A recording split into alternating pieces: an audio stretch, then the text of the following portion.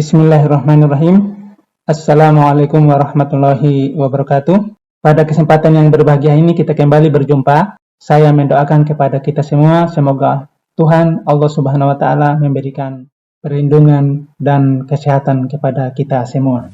Baik, pada kesempatan yang berbahagia ini kita akan membahas tentang suatu konsep yang penting di dalam kehidupan manusia, yaitu konsep kelangkaan atau scarcity dalam konteks Islam yang rahmatan lil alamin. Oleh saya, Antasalam Ajo, saya berasal dari Universitas Muhammadiyah Buton.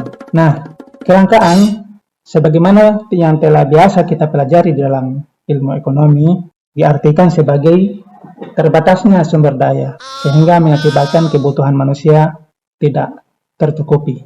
Sehingga kita bisa melihat bahwa faktor yang menyebabkan adanya kelangkaan ini perlu diperhatikan oleh manusia atau oleh siapa saja yang mengelola alam ini agar dilaksanakan dengan sebaik-baiknya.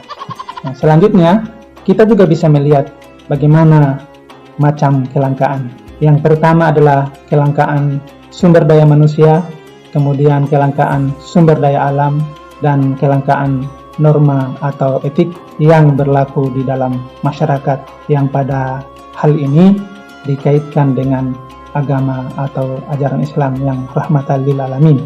Nah, kenapa kita katakan bahwa kualitas sumber daya manusia mengalami kelangkaan? Karena banyak sumber daya alam, akan tetapi sumber daya manusia tersebut sebagian diantaranya masih memiliki kualitas yang sangat rendah sehingga belum bisa mengelola sumber daya alam sebagaimana mestinya. Kemudian yang kedua adalah sumber daya alam. Kelangkaan sumber daya alam ini memang terjadi secara alamiah akibat dari bahwa sumber daya alam yang disiapkan oleh Allah Subhanahu wa Ta'ala, diciptakan oleh Tuhan, itu sebenarnya diciptakan untuk memenuhi segala hajat hidup manusia di muka bumi. Akan tetapi berhadapan dengan situasi atau kondisi di mana keinginan sebagian di antara manusia yang tidak pernah puas sehingga sumber daya alam yang ada tersebut tidak bisa memenuhi segala macam ketidakpuasan yang ada yang dimiliki oleh manusia di muka bumi ini. Kemudian yang berikutnya tentang keterbatasan dalam menerapkan nilai norma dan etika di dalam kehidupan masyarakat, dalam kehidupan di mana kita dalam kehidupan ekonomi mengelola sumber daya alam tersebut. Padahal norma etika agama senantiasa berpegang kepada nilai-nilai yang transidental atau nilai-nilai yang berlaku di mana secara universal bisa diterima. Misalnya nilai-nilai keadilan. Nah, ini sangat penting untuk ditegakkan atau diterapkan di dalam kehidupan umat manusia. Kemudian keseimbangan, kita perlu menjaga keseimbangan antara kehidupan manusia, antara makhluk-makhluk yang ada di muka bumi ini sehingga tidak digunakan tidak sebagaimana mestinya. Kemudian nilai-nilai atau etik tentang masalah kejujuran itu juga penting karena kejujuran itu akan menyebabkan kehidupan yang saling percaya di antara satu dengan lain. Menahan diri dari sifat keserakahan karena memang sifat dasar manusia adalah tidak puas atau keserakahan adalah merupakan penyakit yang biasa saja muncul yang dimiliki oleh manusia dan seterusnya. Nah, nilai-nilai norma atau etik, nilai-nilai yang seharusnya ada ini perlu menjadi semacam barometer utama dalam pengelolaan sumber daya yang tersedia, baik pengelolaan sumber daya manusia itu sendiri dan bagaimana juga melakukan pengelolaan sumber daya alam. Kemudian terkait dengan kebutuhan manusia, memang ada kita mempelajari tentang kebutuhan yang sifatnya dasar atau pokok atau biasa juga disebut dengan kebutuhan primer, di mana kebutuhan ini tidak boleh langka di dalam kehidupan manusia. Dia harus selalu terpenuhi, sehingga memang merupakan kewajiban atau keharusan bagi kita semua manusia yang ada di muka bumi ini untuk saling menjaga bagaimana kebutuhan dasar manusia atau saling membantu antara satu dengan yang lain sehingga kebutuhan-kebutuhan yang sifatnya dasar, urgen atau pokok ini senantiasa terpenuhi. Jika di satu tempat ada yang kekurangan, maka di bagian tempat yang lain, di belahan bumi yang lain yang akan membantu. Kemudian ada namanya kebutuhan tambahan atau kebutuhan sekunder atau kebutuhan yang lebih mewah lagi namanya tersier. Nah, kebutuhan ini adalah merupakan kebutuhan yang tidak terlalu penting, akan tetapi menjadi juga semacam antara satu dengan manusia yang lain saling berusaha untuk mendapatkan yang namanya kebutuhan tambahan atau tersier ini. Nah, ini walaupun tak masalah kalau kebutuhan tambahan atau tersier ini langka, akan tetapi kalau ini mampu dipenuhi, itu artinya menunjukkan suatu kesejahteraan yang dimiliki oleh suatu bangsa atau suatu negara. Jadi suatu negara yang mampu memenuhi kebutuhan tambahan atau tersiernya itu artinya bahwa negara tersebut adalah merupakan negara yang hidup rakyatnya atau hidup bangsanya lebih sejahtera dibandingkan dengan yang lain-lain, lebih makmur. Selanjutnya, kenapa kita perlu mempelajari tentang kelangkaan dan bagaimana agar kita menyadari kelangkaan yang terjadi dalam kehidupan kita ini? Nah, di sini ada beberapa poin. Yang pertama adalah agar dengan kelangkaan yang ada itu kita tidak menyalahkan keterbatasan alam.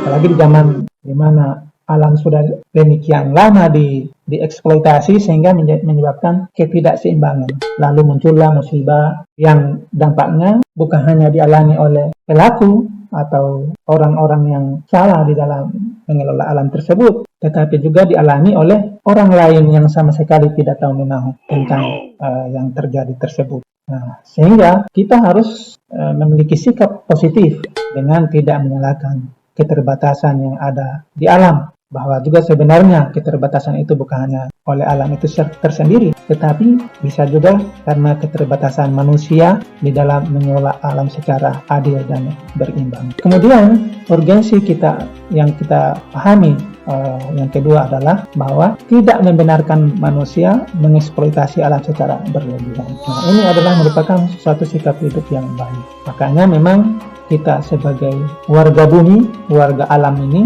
bagaimana supaya menggunakan atau mengelola sumber daya alam itu secara baik atau tidak berlebihan. Dan kita juga harus memikirkan bagaimana kehidupan pada masyarakat yang akan datang, generasi mendatang. Kalau umpamanya alam dirusak oleh generasi pada masa kini, maka dampaknya akan dirasakan oleh anak cucu kita nanti. Kemudian yang berikutnya, bagaimana memanfaatkan sumber daya alam secara bijak. Jadi kembali bahwa ini adalah merupakan hal yang terkait dengan poin yang sebelumnya tadi, bahwa sumber daya alam ini yang demikian terbatas, sementara pertambahan jumlah penduduk juga terus terjadi. Nah, kemudian terjadilah misalnya perebutan antara berbagai macam penduduk dan kelompok kekuatan yang ada di bumi ini untuk menguasai sumber daya alam tersebut. Dan yang namanya juga manusia selalu berusaha atau mengupayakan bagaimana sumber daya alam tersebut untuk dikuasai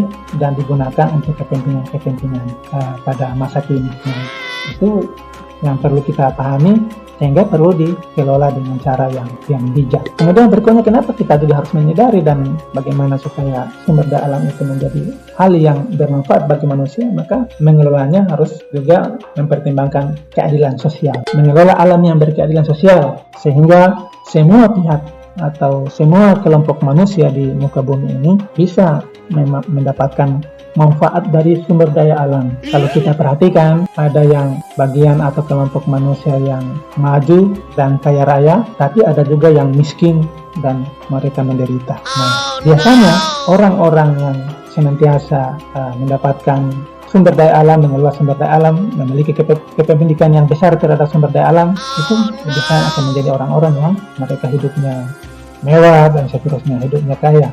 Namun pada sisi lain terdapat jurang yang sangat dalam atau jarak pemisah antara orang-orang kaya dan orang-orang miskin. Selanjutnya, apa yang menjadi penyebab kelangkaan yang terjadi? Yaitu yang pertama adalah kurangnya ilmu. Karena tidak semua yang ada di muka bumi ini mampu diketahui oleh manusia dan mampu dimanfaatkan. Karena ilmu yang dimiliki oleh manusia ini masih terbatas. Masih banyak hal yang belum ditemukan, belum dipahami oleh manusia. Sehingga perlu diteliti dan perlu diselidiki lagi dan perlu dipelajari apa-apa yang menjadi temuan-temuan manusia tersebut digunakan untuk kemanfaatan bagi umat manusia di muka bumi. Jadi ilmu-ilmu yang kita miliki ini masih sangat terbatas. Masih banyak yang di antara berbagai macam kekayaan alam yang diciptakan oleh Tuhan sebagai pemilik yang maha tahu, yang maha pencipta, di mana kita sebagai manusia belum menjangkaunya.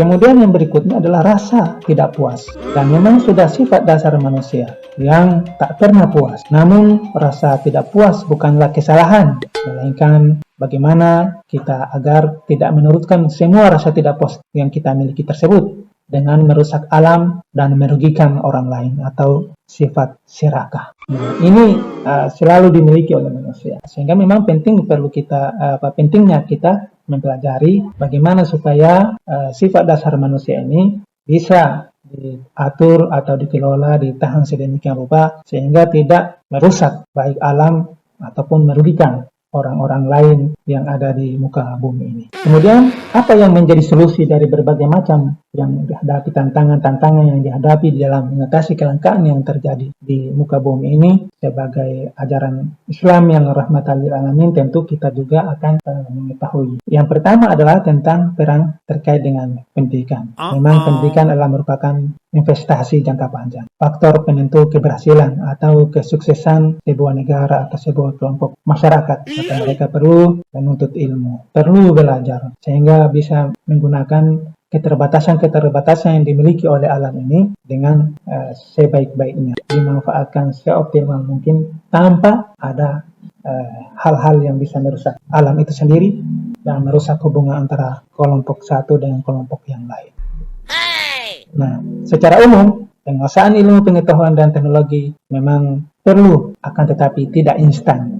Dibutuhkan waktu dan biaya yang tidak sedikit untuk mempelajari itu semua. Kemudian dilakukan juga dengan penelitian, pengembangan teknologi, penelitian dan pengembangan teknologi, karena sebagaimana saya juga sudah sebutkan tadi, bahwa penelitian itu diperlukan terhadap banyak hal, di mana banyak hal yang belum dijangkau oleh pengetahuan manusia. Kemudian terkait dengan penekanan kita pada pembahasan hari ini, bahwa Islam adalah merupakan agama yang moderat, rahmatan lil alamin.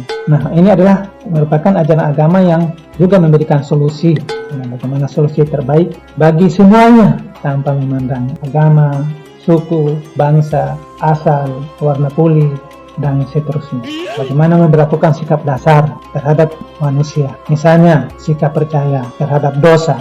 Jadi alam ini kan sudah dianugerahkan oleh Tuhan Allah Subhanahu wa Ta'ala kepada manusia untuk dikelola sebagai khalifah di muka bumi, dikelola untuk kemakmuran manusia itu sendiri. Maka membuat alam ini rusak secara sengaja maupun juga tidak sengaja, itu sebenarnya adalah merupakan perbuatan yang tidak boleh bernilai dosa, karena menimbulkan jatuh korban, menimbulkan dampak-dampak yang tidak kita inginkan, misalnya bencana. Dimana ya kalau sudah terjadi bencana, yang korban adalah orang yang tidak mengerti atau orang-orang yang tidak ada sangkut pautnya terhadap kondisi-kondisi yang ada tersebut. Kemudian kita juga diperintahkan untuk berlaku benar atau adil di dalam kehidupan kita, karena keadilan kalau menurut Islam adalah merupakan faktor penting yang mendekatkan seseorang ke dalam ketakwaan. Makanya salah satu firman Allah itu disebutkan dalam surat Al-Maidah, wala yajrimannakum syana'an qaumin ala alla ta'dilu. Jadi ketika kita berlaku adil atau berlaku benar, maka kita tidak boleh berlaku tidak adil meskipun terhadap kaum yang berbeda dengan kita, meskipun terhadap golongan yang berbeda dengan kita. Sehingga kita dilarang karena berlaku tidak adil yang dilandasi oleh kebencian. Kemudian menahan diri dari perbuatan yang merugikan orang lain dan merugikan alam. Nah, itu adalah sifat-sifat yang diajarkan oleh Islam yang rahmatan lil alamin. Karena yang diajarkan oleh Islam yang rahmatan lil alamin, Islam yang moderat, itu adalah Islam yang memberikan kemanfaatan bukan hanya kepada kelompok Islam itu sendiri, tetapi juga kepada kelompok-kelompok yang lain yang berbeda. Nah, itulah inti atau pokok dari yang dimaksud sebagai Islam rahmatan lil alamin. Termasuk di dalam hal mengelola kelangkaan yang terjadi di muka bumi ini. Nah, itu juga perlu diperlukan atau suatu tindakan-tindakan atau perbuatan-perbuatan mengelola dengan cara itu. Selanjutnya, peran pemerintah. Nah, kita semua tahu bahwa pemerintah itu adalah pihak yang paling berwenang dalam memiliki kekuasaan untuk mengatur banyak hal, bahkan semua di masyarakat. Sehingga peran pemerintah tersebut adalah merupakan peran yang vital. Karenanya, pemerintah harus punya komitmen yang kuat dalam mengatasi faktor kelangkaan di dalam masyarakat. Apa saja yang mesti dilakukan oleh pemerintah? Yang pertama terkait dengan anggaran. Nah, pemerintah memiliki kewenangan untuk mengelola anggaran dan menggunakan anggaran untuk kegiatan apa saja sesuai dengan yang menjadi cita-cita atau tujuan sebuah pemerintahan. Bagaimana mereka bersama-sama dengan DPR mengalokasikan atau mengatur anggaran untuk kegiatan-kegiatan atau program-program apa saja. Nah, oleh karena itu, maka terkait dengan kelangkaan harus memiliki program atau kegiatan tersendiri sehingga anggaran-anggaran itu tersebut bisa bermanfaat bagi umat manusia di muka bumi ini. Kemudian pemerintah membuat aturan atau ketentuan-ketentuan atau kebijakan-kebijakan yang akan diterapkan atau diberlakukan dalam suatu bangsa, negara, atau suatu daerah. Yang namanya aturan itu kan sangat mengikat, sedangkan kebijakan mengikuti pilihan program pemerintah saat itu. Pilihan apa yang mau diatur atau ditemakan dalam aturan sangat tergantung pada pilihan atau kebijakan pemerintah, walaupun kadang-kadang tidak sesuai dengan konstitusi. Jadi yang menentukan itu seperti apa pemerintah menjalankan kegiatan-kegiatan atau program-program terkait dengan pengelolaan sumber daya alam ini dan pengelolaan sumber daya manusia. Jadi bukan hanya konstitusi, dan memang kalau konstitusi itu sudah bagus, tapi kalau yang menjalankannya juga tidak mengikuti sepenuhnya, ya maka tidak akan bisa juga. Jadi faktor yang paling penting adalah manusianya atau pemerintahnya itu sendiri. Kemudian dalam hal memberikan sanksi atau hukuman, ini juga penting menerapkan keadilan di dalam hukum, terutama kepada orang-orang yang menguasai sumber daya alam dengan mengorbankan kepentingan bersama. Maka mereka hendaknya diberlakukan hukum yang berlaku, sanksi sesuai dengan aturan yang berlaku, sehingga tidak merugikan negara, tidak merugikan rakyat, tidak merugikan bangsa. Jadi ini penting untuk kita sadari, penting untuk kita lakukan. Dan kita semua tahu bahwa di alam ini sebenarnya yang namanya makhluk sudah ditentukan rezekinya oleh Allah Subhanahu wa taala. Allah Subhanahu wa taala berfirman, "Wa ma min dabbatin fil ardi illa 'alallahi rizquha wa ya'lamu mustaqarraha wa mustawda'aha kullu fi kitabim mubin." Surat Hud ayat 6, yang artinya bahwa dan apa saja binatang melata yang ada di muka bumi ini sudah ditentukan rezekinya oleh Allah Subhanahu wa taala. Dan Allah mengetahui tempat mereka, penyimpanan mereka, dan mengetahui rezekinya mereka. Dan semua itu sudah tercantum di dalam kitab yang nyata yang biasa disebut dengan Lauh Mahfuz. Nah, faktor kelangkaan ini kita penting untuk kita pelajari, untuk kita sadari, dan sebagai kesimpulan pembahasan kita pada kesempatan ini bahwa mengurangi kelangkaan ditempuh dengan berbagai sudut dan peran semua penerapan nilai-nilai Islam yang rahmatan lil alamin, yang moderat seperti keadilan, tidak merusak, penguatan ilmu pengetahuan, penguasaan teknologi tetap dibutuhkan dalam mengatasi kelangkaan yang terjadi di alam ini. Demikian pembahasan kita tentang kelangkaan dalam konteks Islam sebagai ajaran yang rahmatan lil alamin. Lebih dan kurangnya mohon dimaafkan. Terima kasih atas perhatiannya. Wassalamualaikum warahmatullahi wabarakatuh.